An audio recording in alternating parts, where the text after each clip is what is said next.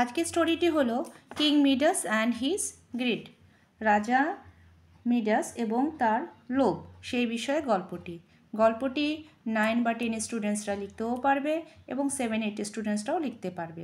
তবে এখানে যে ওয়ার্ডের সংখ্যা আছে সেই সংখ্যাগুলো 9-10 উপর বেস করেই করা আছে। তো শুরু করছি আজকে গল্পটি পড়া। King Midas was greedy of gold. রাজা মিডাস ছিলেন সোনার প্রতি তীব্র লোভ। He always prayed to God for a boon of having much gold. তিনি সবসময় ঈশ্বরের কাছে প্রার্থনা করতেন তার জন্য প্রচুর সোনা হয়।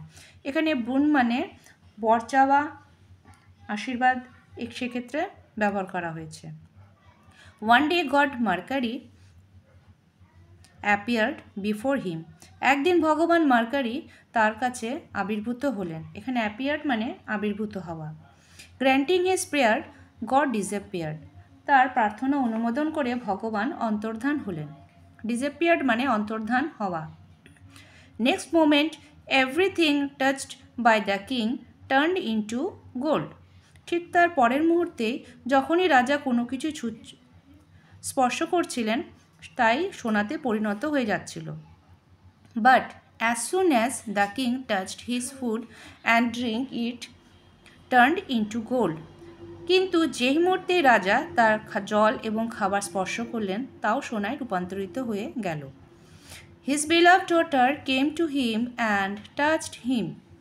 তার প্রিয় কন্যা তার কাছে আসলেন এবং তাকে স্পর্শ করলেন। Then and there she became a golden statue and the king began to crush his feet. তার প্রিয় কন্যা যখন তার কাছে এসে তাকে স্পর্শ করলো সেই মুহূর্তেই সে সোনালী মূর্তিতে পরিণত হয়ে গেল।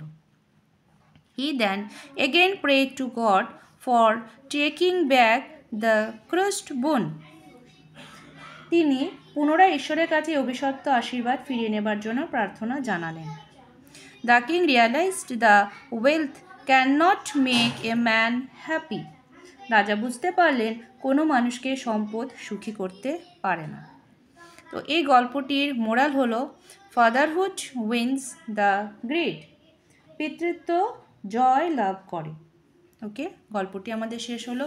যদি তোমাদের খুব ভালো লেগে থাকে গল্পটি অবশ্যই একটা লাইক কমেন্ট করো, আর অবশ্যই এখান থেকে তোমরা অনেক কিছু লিখতেও পারবে।